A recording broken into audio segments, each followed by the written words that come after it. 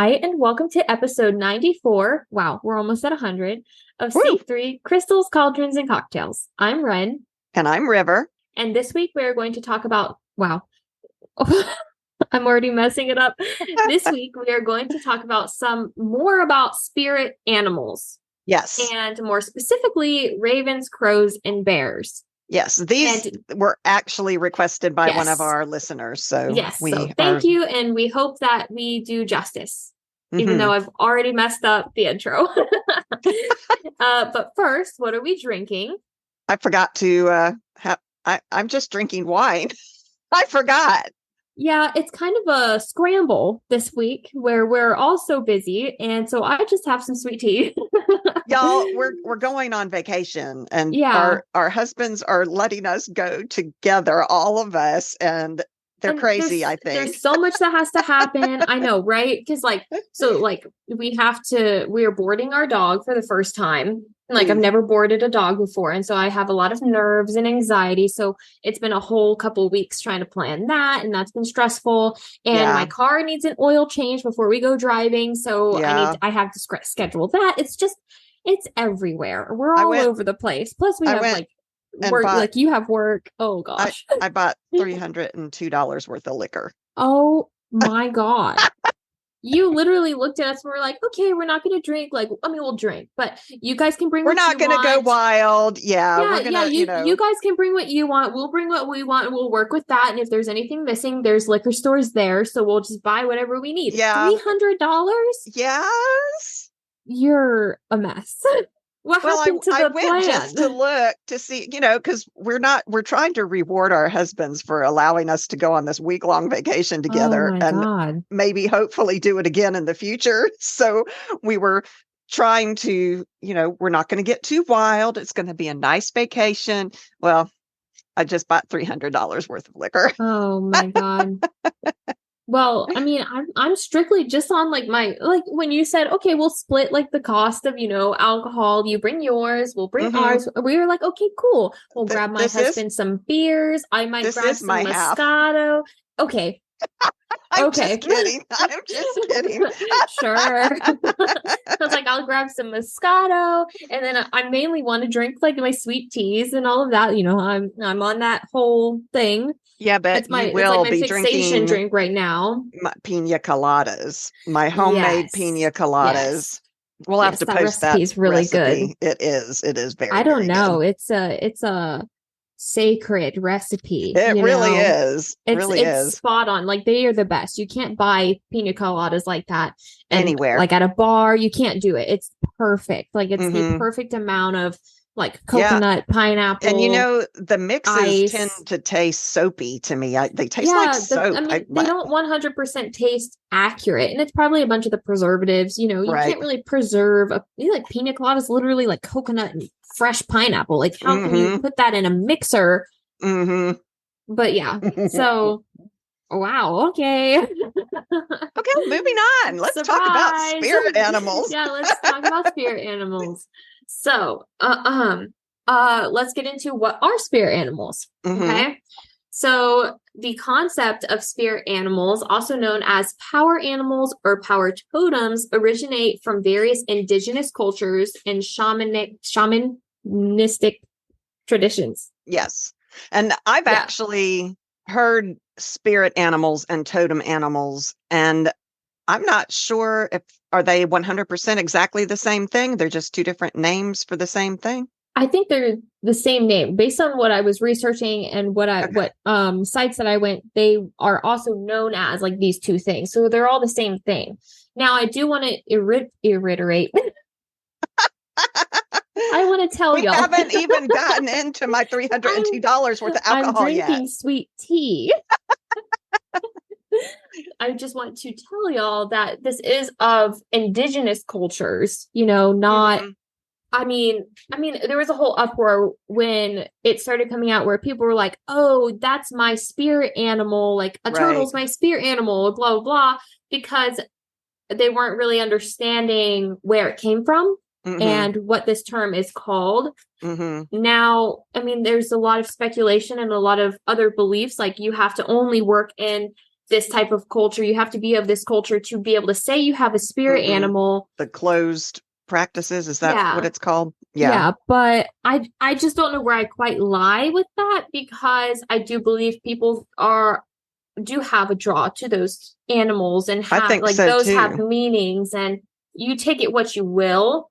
Just understand the origins and have no disrespect on that. Correct. I agree with you. So spirit animals are believed to be spiritual guides or helpers in the form of animals, each possessing unique qualities and wisdom that can provide guidance and support in different aspects of life. So what do you need to know about spirit animals? So you have a personal connection. Spirit animals are often seen as personal and individual guides associated with the specific individual rather than a universal symbol for everyone. Yeah. I mean, speaking of that, do you have a spirit animal? I don't think I do. There hasn't, I mean, animal per se, I see a lot of butterflies and a lot of insects, like, I mean, mostly butterflies. Butterflies are a big symbol of, rebirth, new, and change, right? Okay. And so I see a lot of butterflies, especially when I'm dealing with a lot of change and a lot of things that are happening differently in my life. That's when I see them most, or when change is about to come. That's exactly what they mean. It's like finding the death card in the tarot. It means change is coming. New beginning. A new beginning. Yeah. Yeah. So, but animal, I wouldn't say. What about you? The wolf. I have always, ever since I was a little kid, had an affinity with wolves. But I never looked into what the meaning of it is. I wouldn't say that a wolf is my spirit guide, because I haven't tried to contact and learn from and use that to guide me. I haven't listened. It's just, I know I have a really strong affinity with wolves. Yeah. And then mythological creatures would be dragons. No, but like with mine and butterflies, it's not like I reach out to them, and seek guidance. It's just when one appears or a multiple appear in a row throughout the week or something, then I know that some change is coming. Yeah. I can expect change in that week and something in my life. So you listen. I don't seek it out. Yeah. Yeah. You listen when those messages are shown to you. Yeah. Yeah. Yeah. So it is believed that a spirit animal chooses you, and you develop a unique connection with it based on your personal experiences, qualities, and needs. And so my bees, now this kind of is borderlining on familiars, but not really. The familiars and spirit animals are two totally different things. But the bees, my worker bees, not worker bees, carpenter bees are my same thing. Well, they do work their little tails off, but they came to me like a spirit animal does, but they came to me as familiars. They are 100% my familiars. I can feel their energy. It's not like they're there to tell me anything. They aid me. They know, they even came and told you that day when I wasn't having a good day. They came and appeared on your balcony. So, we're not talking about familiars necessarily here. We're talking about spirit animals. So go ahead and tell us more about that. Okay. They have symbolic qualities and everything. So each animal is associated with specific qualities, characters, and symbols. For example, the wolf is often associated with loyalty, teamwork, and intuition, while the eagle represents vision, freedom, and spiritual growth. The qualities attributed to the spirit animal can serve as guidance and inspiration for personal development. You also have an inner reflection type to spirit animals. Okay. So your spirit animals are seen as a reflection of aspects within yourself or areas of your life that you need to explore or develop. Okay. So they can provide insight on your strengths, on your weaknesses, and potential growth in areas. So by observing and learning from your spirit animal, you can gain self-awareness and cultivate those qualities within yourself. That makes sense. They also provide communication and guidance. So you can connect and communicate with your spirit animal through meditation, visualization, dreams, and paying attention to signs and encounters with that animal in your daily life. Which is what you were just talking about when you see the butterflies. With the butterflies. It is believed that they can offer guidance, protection, and support, especially during challenging times or when facing important decisions. Okay.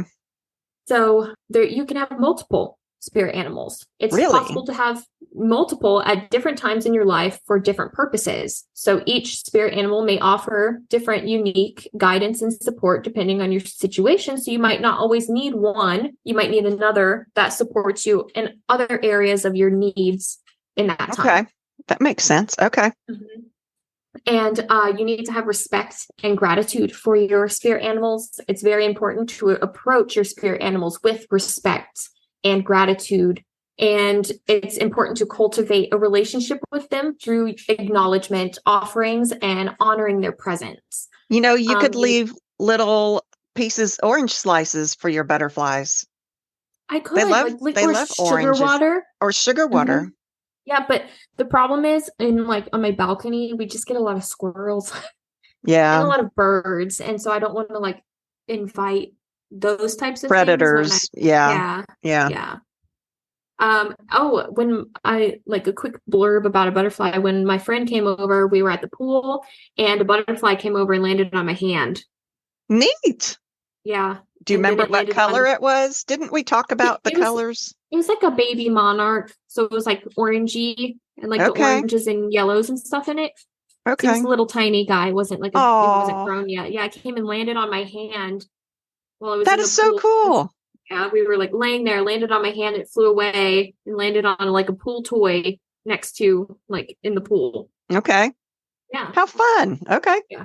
Talking about mm-hmm. It's not like wolves are going to come and visit me. Yeah, I would hope not, at least. Well, my problem is that I think animals are going to just feel my vibe and how much I love them.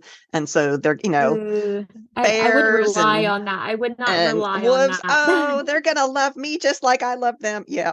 I think there's a word. River. There's a word for that. I think River has main character syndrome.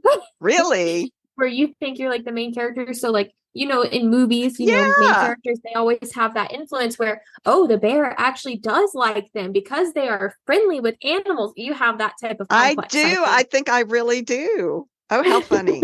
That is hilarious. Okay. But you treat them as sacred and remember that they are teachers and guides to your spiritual journey.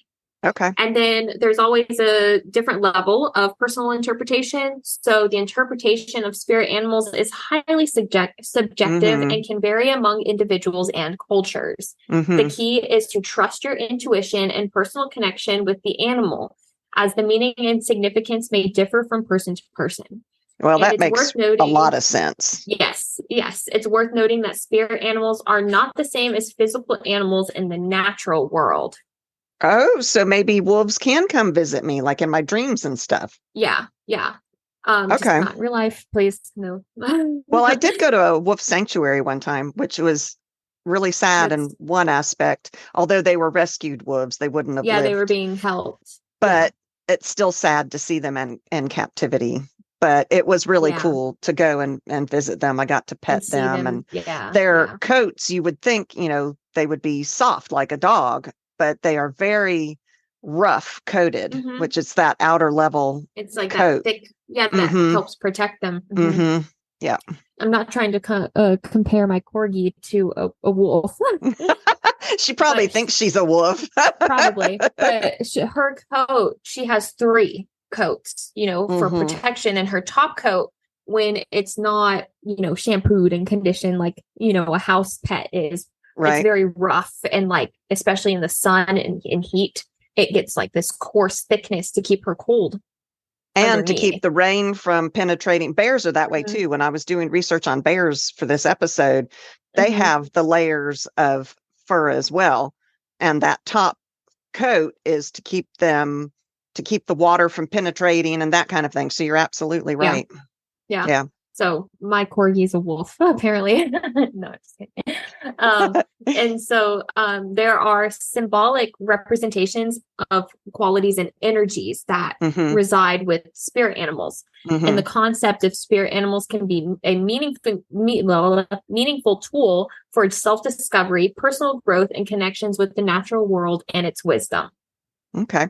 So now that we've discussed a little bit about what a spirit animal is, let's get into the ones that we're going to talk about today. So let's start with ravens. Okay. So ravens hold significant symbolism and are regarded as powerful spirit animals in various cultures. Yeah, there's a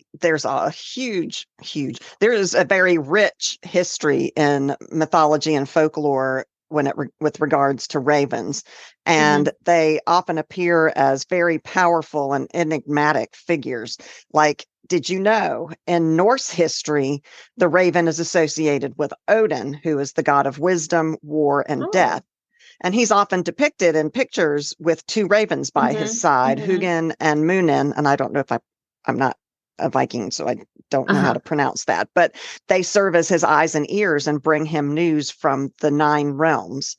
And wow. Yeah, so they symbolize the power of communication and the ability to gather information from afar, which in the Hobbit movies or the Lord of the Ring movies, was it ravens that would take messages, or were they crows? I can't remember what the black birds were. Crows. Was it crows? Might have been. Well, we'll talk about crows in a minute too. Yeah. But what's the bird in Egyptian culture? Oh. They have a bird. It might have been a raven.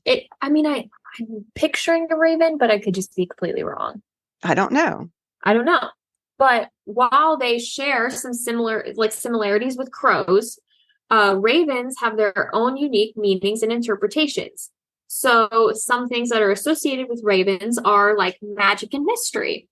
So ravens are associated with magic, mysticism, and the unknown, which I think is kind of cool. That's accurate. They are seen as birds of prophecy and wisdom, carrying, help me with that word, holy moly. Esoteric knowledge. And these are my notes, and I need you to help me with that pronunciation. Wow. And mystical energies. So as a spirit animal, the raven may invite you to explore the depths of your own intuition and tap into hidden realms of consciousness.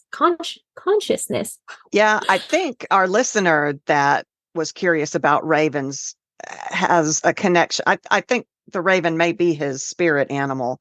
And so he should explore his intuition with regards to what ravens stand for, this mystical energy, knowledge. In some traditions, ravens are actually seen as tricksters, the trickster deities type thing, and shapeshifters, while in other cultures, they're perceived as bringing light and being creators of the world.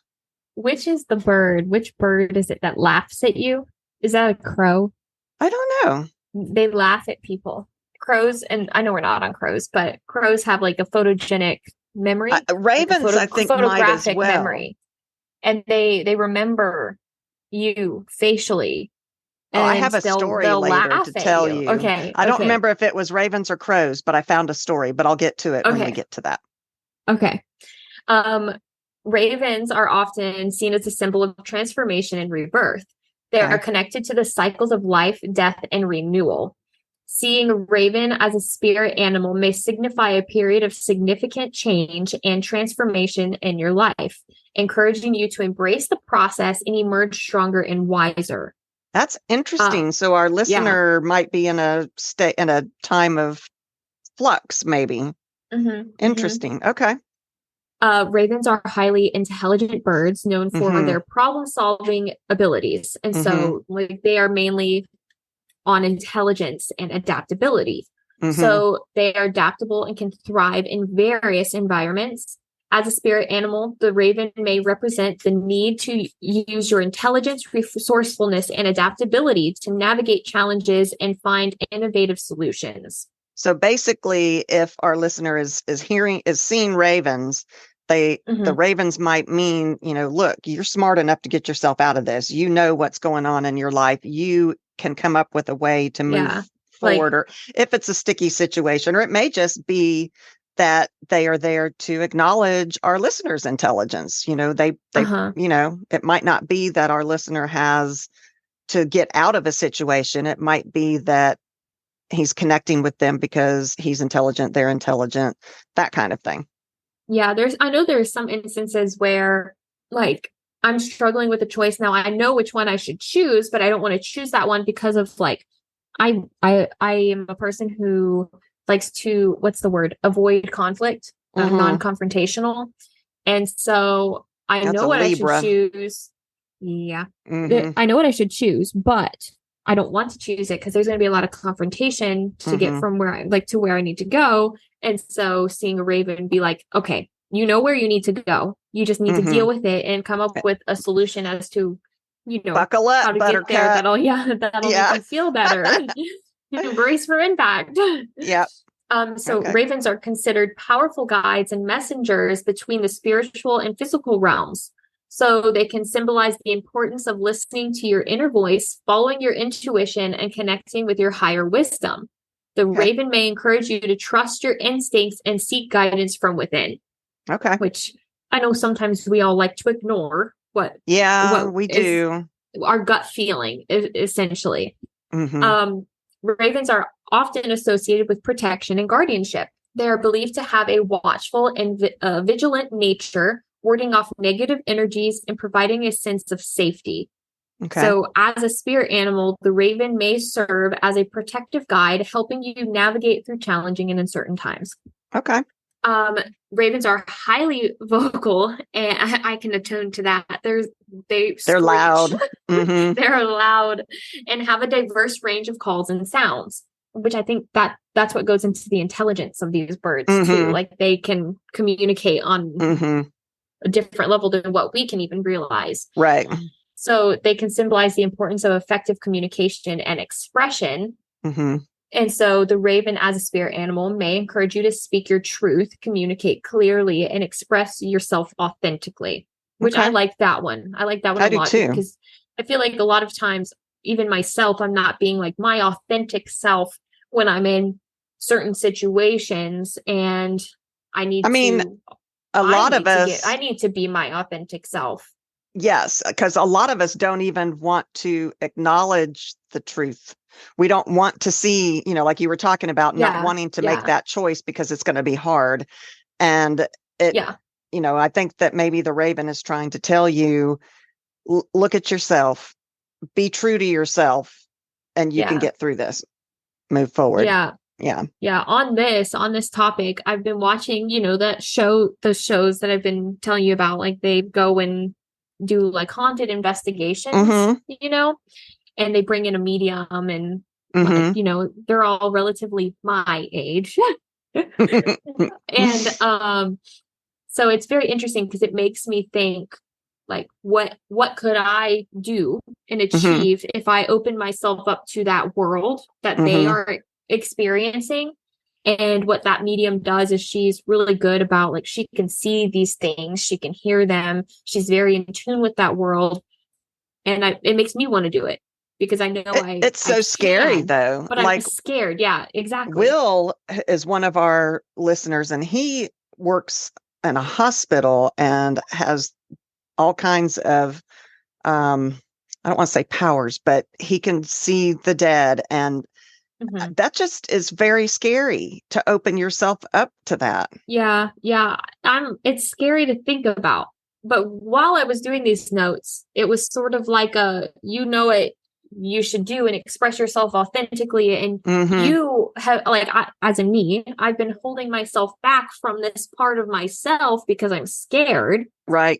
Now I'm scared I would get like an attachment or something. That's just the only thing I don't want. That is your big fear. Yeah. And I don't want, and then like, that's my vulnerability. And then in essentially anything that can like understand that that's my vulnerability, that's where it can attack me. Yeah. When I'm at my weakest, basically. Yeah. So I don't want to like bring down my shield that's been up for about as long as I've been alive, basically, and have been able to understand that that world wasn't really what I wanted to see, because when I was younger, I didn't have a shield. Like, obviously, I saw things when I was younger You and need to experienced that world. practice putting it up and taking it down. I don't want to. Yeah. I hear you. Okay. Because I know the first time I bring it down, it's going to be like a flood. Yeah. Like a dam breaking, and I don't Well, want that. like our episode on shielding, maybe you need to take down, maybe your shield needs to be layers and you take down layers. My shield is basically titanium, like a 10-foot wall of titanium, and then a 10-foot wall of steel, and then a 10-foot wall of whatever, Yeah. But looking at this made me realize I should be my authentic self. And how can I be my authentic self if I'm holding myself back from allowing that part to come through? You let some things come through because you are very empathic. You get those gut reactions. Although I have noticed that the times that you do have that empathic gut feeling is when it's bad things. Yeah. It's not like you're getting the good vibes, but you get the bad vibes. Yeah. So somehow you're letting in the warning, but you're blocking everything else. Yeah. Okay. We've been back talking to ravens. Yes. Off of me, this is my podcast, but I can't talk about myself. So let's talk about ravens. Okay. Okay. Now, ravens are often seen as carriers of divine messages and signs as well. Mm-hmm.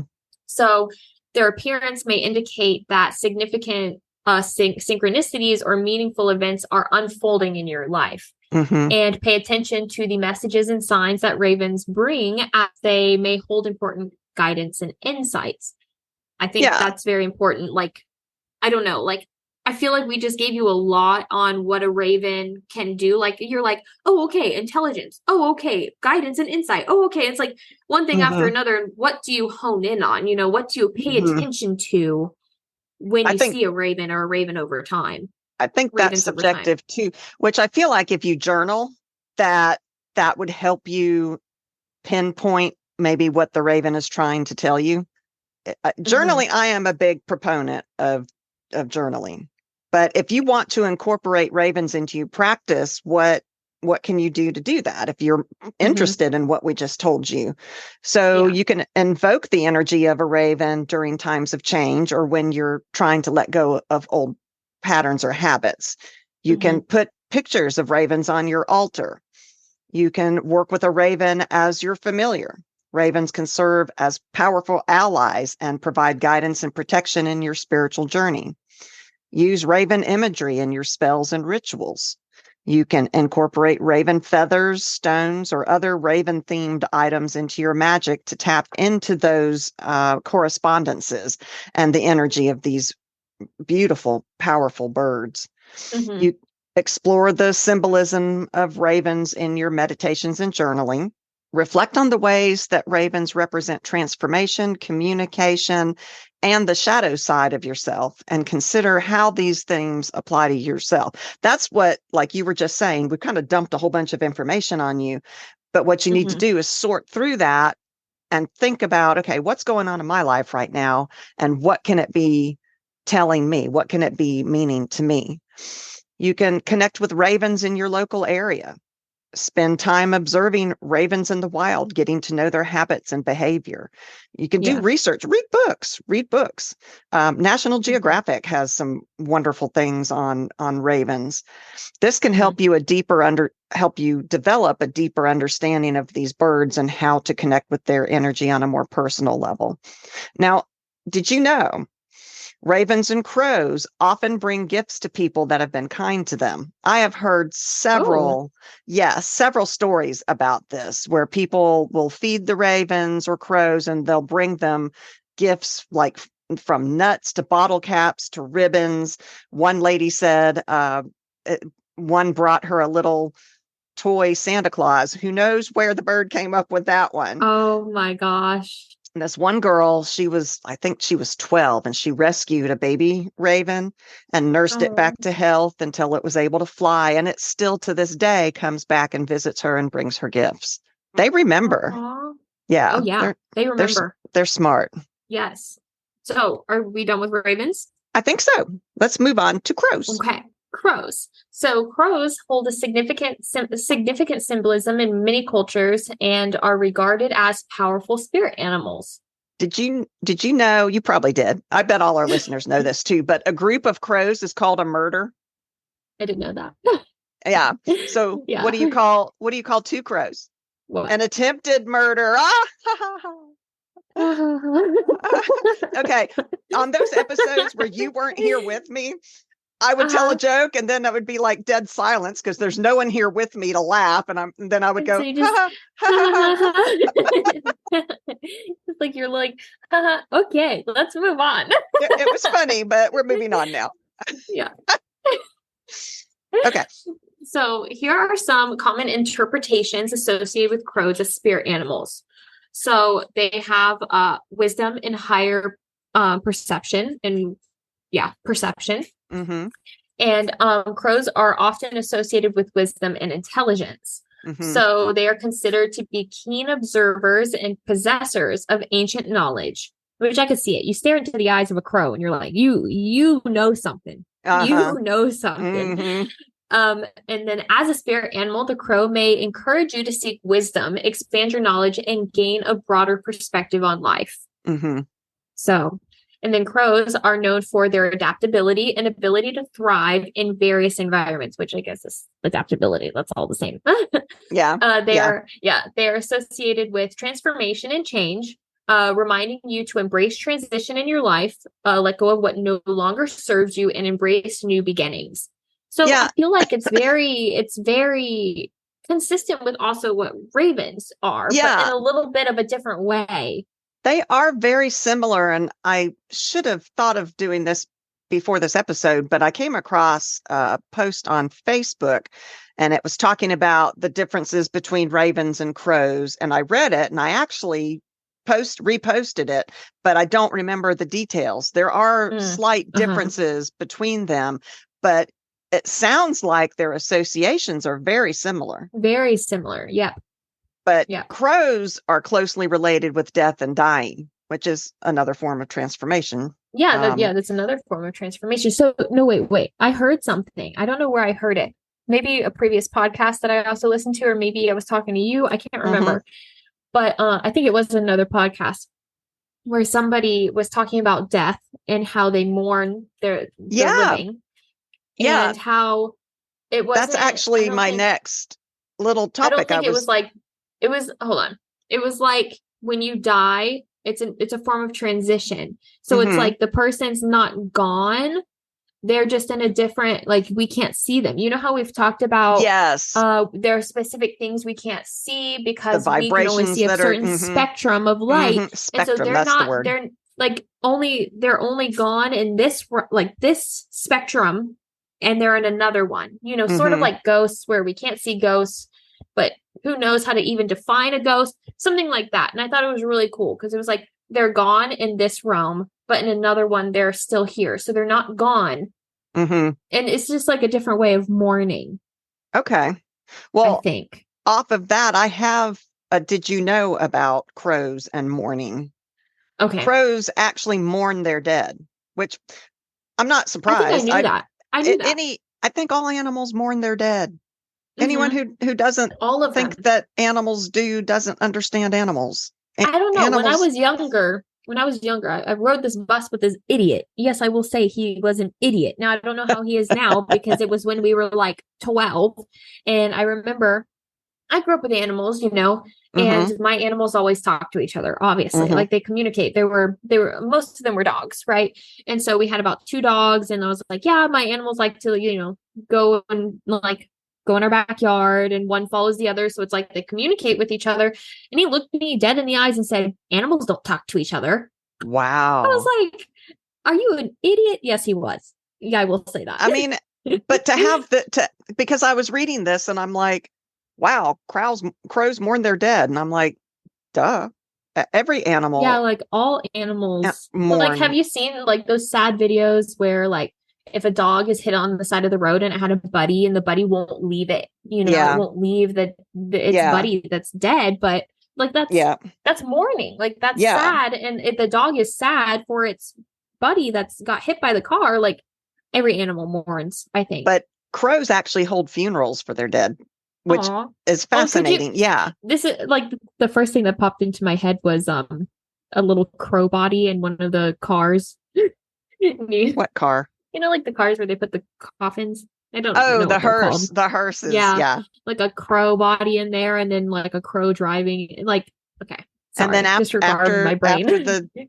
to prevent the spirits from coming home with them, they go to a crowbar. Oh my I'm God. full of these today. Put it on phone. Oh my God. That's when we need the little sound panel. We really do. Oh, you guys, I've ordered a sound effects panel. We'll see if we can figure out how to make it work. It's coming in soon. So at some point in the future, we will try that out.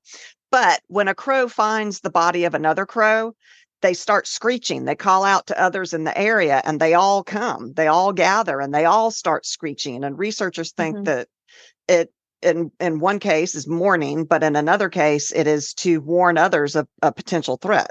You know, this bird is dead, and so be careful. There's something that killed it here. So I thought that was interesting. That's interesting. I didn't know that. I didn't know that part. I didn't know that part.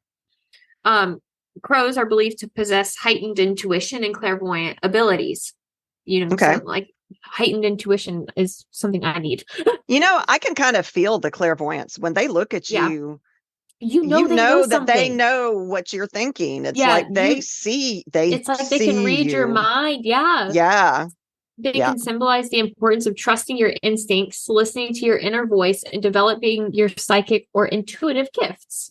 Yeah. I mean, in fact, meditate on the crow to do your shadow work, connect with your shadow self. At some point, we will do episodes on shadow work. It's just such an exhaustive topic. Yeah. And we don't. Yeah. Crows have long been associated with mystical and magical qualities. They are often seen as messengers, which kind of makes sense because a lot of the messengers, like, you know, they tie the message to the feet of the crow. I think that was pigeons. That's like disregard. Carrier pigeons, right? Yeah, disregard. Forget it. Edit that out. Maybe they did. I don't know. Okay. Moving on. They are often seen as messengers between the physical and spiritual realms. Okay. And as a spirit animal, the crow may invite you to explore the realms of magic, intuition, and the unseen. And that kind of goes with ravens, where the ravens are like associated with the unknown, and then they are associated, like crows are associated with the unseen. Yeah. So crows are also highly vocal, just like ravens, and known for their complex communication patterns. So the crow may symbolize the importance of effective communication and expression, and it can also serve as a guide delivering messages or signs from the spirit realm. Yeah, the crow's relationship with the spirit world makes it a perfect symbol for divination, honestly. So use the crow as a focal image when you're scrying in mirrors or scrying in water. Close your eyes before you begin and imagine the crow, imagine all the details, and then ask that crow to help you with clarity in your divination practices. Yep. And when I think of crows in witchcraft, which I know is not correct at all, but it's just been what's depicted across like stereotypes and everything, there's always somehow a crow that's taxidermied. You know what I'm talking about? And they're always like on an altar, or a raven, or they're always like on the altar of this like witch that they're trying to depict as evil or whatever. But like, anyways. I know. Yeah. Crows are vigilant and watchful creatures, often warning others of potential dangers, sort of going to what you said about them alerting the other crows around to be wary. So they can represent protection and serve as a reminder to stay alert and attentive to your surroundings. The crow may also encourage you to trust your instincts and be cautious when needed. Yeah, you know, crow feathers, if you want to add crow work to your spiritual craft, you can put crow feathers in your protection spells or put them in a protection sachet that you carry around. And you can often find, go out into the woods, go hiking, and you'll be surprised when you're paying attention to your surroundings, the things that you can find. You'll see. Yeah. Yeah. I don't tend to pay attention to my surroundings a lot when I'm like, I'm just trying to not fall down a flat on my face whenever I'm out there hiking. For real. Like, I'm like, just like looking at my feet, basically trying to not trip or, because I'm very clumsy, just as you are. I'm as bad as my kids. Are we there yet? But I've never actually taken a stop to look around and see, and so maybe I would see crow feathers or other things that would be useful. Go with that intent. Like it's like when you go out to forage, you're there for a specific purpose, so you're looking for that kind of specific thing. That. They can. Oh, my air just went out, so it scared me. They can inspire you to think outside the box, be flexible in your approach, and can make the best of any situation. I have another did you know. Crows are fascinating. So because they're so smart, back in the day, they often destroyed crops because they weren't the least bit scared of the scarecrows that were, a scarecrow. That's what they were made for, is to try to scare crows away. Well, crows are like, don't think so. Whatever. So, due to this unpopularity in the 1930s, there was a brief attempt to minimize their numbers by making them a dinner item. In Tulsa, there was a man in Tulsa, Oklahoma. Wow. Okay. So wine is just as good as liquor. Tulsa, Oklahoma hosted a series of crow banquets to prove how tasty the birds were. And apparently they impressed the governor of Oklahoma so much that he established a state house crow meat lovers association. That's just creepy. That's nasty. But luckily for the crows, eating crow never really caught on. It was a fad that ended by the 1940s. But that saying, eating crow, that's when you have to take back your words. So it is connotated with a bad thing. To have to eat crow is a bad thing. But wasn't that was the Depression era, wasn't it? Yeah, so I never knew that. Yeah, that's true. Yeah. So, but anyway, this is what I was telling you. I knew I had this in here somewhere. Crows hold a grudge for generations. So it's actually a good thing that eating them didn't stick around. Just like my grandma. Really? She can hold a grudge. Oh, yeah. Yeah, you've said before. A team of researchers at the University of Washington ran this experiment where they captured American crows in nets. And while they were capturing them, they wore caveman masks. And then they released them back onto the campus. And then the researchers later would walk across campus wearing that same mask. And the crows would dive bomb them and scold them and screech at them. More than 10 years after capturing the original 7 crows, more than half the crows on campus still raise a ruckus every time they see a caveman mask. Oh my gosh. See, they communicate with each other. Yes, like absolutely. One crow, they had crow babies and they said, no, you watch out for these ugly caveman men. Right. They will do bad things. Beware. It's like the boogeyman. Stay away from the boogeyman. Yeah. Gosh. But other ways, other than the few things that I was talking about before, to incorporate them in your practice, use pictures of them on your altar. There are tarot cards that have raisins. Ravens, not raisins. Ravens and crows. There are some gorgeous animal tarot cards or oracle cards out there. You can put those on your altar. Use crow feathers. You can work with crows as familiars. Make a bird feeder for crows in your yard. That kind of thing. Yeah, those are all really good. So now I think we're done with crows. I think so. Okay, let's move on to bears, a non-winged animal. A non-winged. Wow, I can't even talk. Non-winged animal. Yes. So bears. In many cultures, the bear is regarded as a powerful and significant spirit animal with various symbolic meanings. So some of them involve strength and courage. So the bear is associated with the physical strength and courage, which is obvious because they're monstrous beings. And strong. It serves as a symbol of resilience, endurance, and the ability to face and overcome challenges in life. They also are seen as protective and nurturing creatures.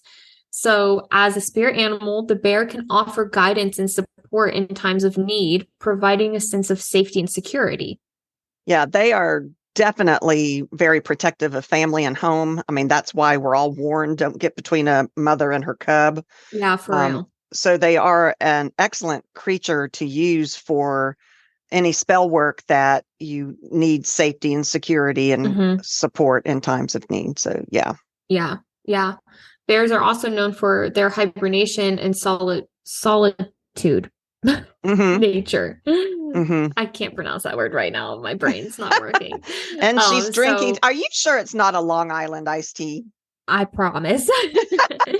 So the bear may signify the importance of taking time for introspection. I can say that word, but I can't say whatever.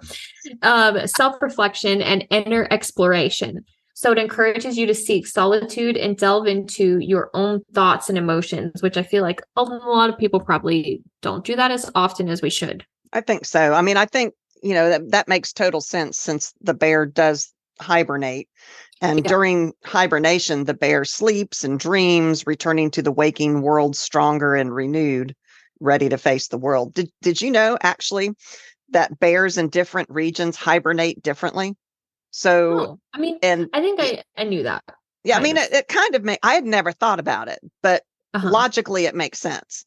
In Eastern North America, bears delay hibernation until late November or December because they often have acorns, nuts, and other foods still available all the way into December. So they generally hibernate less than 5 months over here on the East Coast. And typically not as deeply as other bears do, because they actually sometimes emerge and forage during the winter warm. Like I remember one year we had 70-degree weather in January here in Georgia. So they can come out, forage, and then go back to sleep some more when it gets cold again. But in some areas like grizzly bears, they might hibernate for 7.5 months. And they hibernate. They don't eat, they don't drink, they don't urinate, they don't defecate. And, the thought is, and they're still researching all of this about bears. The thought is that by not defecating, they're able to use the protein that's within their body. Their body can use that. Yeah. But there are some bears in warmer areas that don't hibernate at all because food is readily available all year. That. Yeah. Yeah. I don't know. I had never thought about it, but it makes 100% sense. Yeah, I think my mind was blown. I read an article where it was like bears don't hibernate like how you thought they did or how you were taught as a kid. They just go for a long sleep and then they wake up in the spring, but not every bear does that. Yeah. And so, yeah. Because that's what we were taught in school. Yeah. Yeah. Yeah. I mean, it makes you wonder what other things they taught us that were wrong. Well, that's why we need to always be, and I think witches are very good at this, searching for our own truth. Yeah. And go and search and research and ask questions. Understand. And there's still things that come up and you're like, I learned that in school and it's not true. Anyways, that's not the topic for today. Yep. Off on another tangent. Okay. Yeah. Back to bears. Bears are often associated with wisdom, intuition, and instinctual. See, I can say that, but I can't say the other word. Knowledge. They remind you to trust your inner wisdom and instincts, as well as rely on your inner resources and intelligence. Yeah. So, sorry, I was choking on my wine there. Choked on your wine. the beer. Oh my God. The beer. The beer spirit. I love the spirit of the beer. Okay. The bear spirit moves purposely through the time between Lammas and Mabon and in measured steps that mark the slow descent into fall. And I do like that. When you see a bear walk, generally, when they're chasing something, they run. But generally, when they walk, it's this lumbering, very intentional gait that they walk with. Lackadaisical. Kind of. So I just wanted to say a nice word. Big word.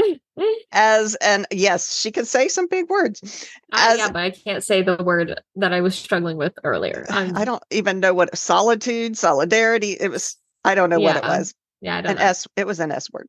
Yeah. But as an earth dweller who knows the secrets of preparing for a long time spent within the earth's womb, because they generally do sleep in caves and that kind of thing, the bear is a gatekeeper to the mysteries of darker days and longer nights, and is quite literally one of the largest living reminders of the need to move in unison with the changing seasons. I liked that. Right. I Oh, don't know. that's actually Yeah, nice. that was a really nice way of phrasing that, I thought. Oh, that's cool. Yeah, because bears are connected to the earth and represent like grounding energies as well. For sure. And so, yeah, they remind you to stay rooted and connected to the present moment, finding balance and like, but like finding the balance between the spiritual and physical aspects of your life. And that includes like the changing seasons. And I mean, they teach us to slow down, because I mean, the whole thing with the hibernation, don't forget to take time, reserve your, reserve your energies, renew yourself. And it does take self contemplation and solitude to do that. Yeah. Yeah. The bear is seen as a symbol of healing and transformation as well, where it can guide you through periods of change, encouraging you to embrace that growth, face your fears, and emerge stronger and wiser on the other side. You know, this is interesting. All three of these animals that our listener asked us to talk about deal they all have with very similar transformation. Yeah, I wonder what's change. going on in his life right now.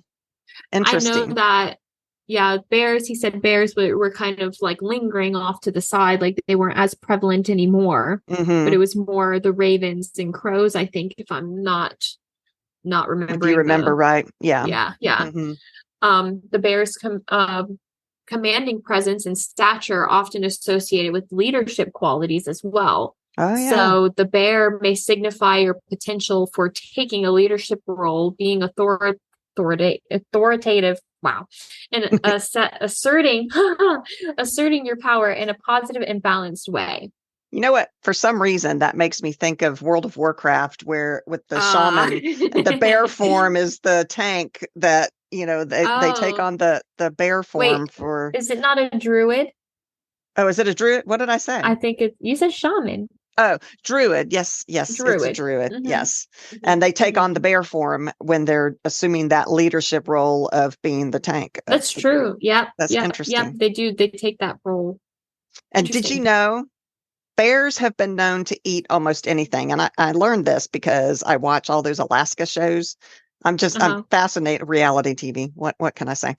But they eat things like snowmobile seats, engine oil, rubber boots, but they're also excellent swimmers. They can swim up to 100 miles without resting. Ooh. That's crazy. That's crazy to me. I can't swim 100 yards without resting. Okay. Hopefully I'll never be chased by a swimming bear, because I'm doomed if I am. You're doomed. That's a good word. But it's also important to remember that these interpretations are general, and that the personal connection with the bear or any spirit animal may carry additional or different meanings based on your individual experience and beliefs. So pay attention to your intuition, observe the animal's presence in your life, and explore the qualities and messages it brings to your awareness. Yeah. If you're trying to incorporate bears into your practice, it's not as easy as with, you can't go out and feed the bears. You shouldn't go out and feed the bears. But again, pictures on the altar. You can visit a local bear sanctuary. It makes me sad to go to the zoo, but there are bears in the zoo.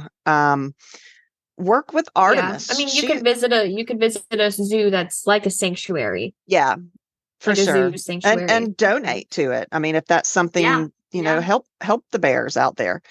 But work with gods or goddesses that relate to the bear, like Artemis. She is the Greek goddess of the hunt, and one of her most sacred animals is the bear. In fact, it says, did you know that anytime a bear was killed by the Greeks, she would bring forth a plague and punishment for them killing a bear? Oh, wow. I thought that was fascinating. Research about bears in your areas, because every area, if you live in the Arctic Circle, polar bear might be the bears that are in your... I could just see your brain. Or down Oh, here, we gosh. have a lot of black bears because we're here in Georgia, but there's grizzly bears. Research the bears in your area. Mm-hmm. Place a bear totem in your garden. I mean, how cool would that be? There are some wonderful artists out there who carve bears and totems and things out of wood. You could probably commission one for your garden. I think Yeah, that would yeah, be that's true. That wonderful. would Or be have very cool. little bear figurines to put on your altar. Yeah. I think.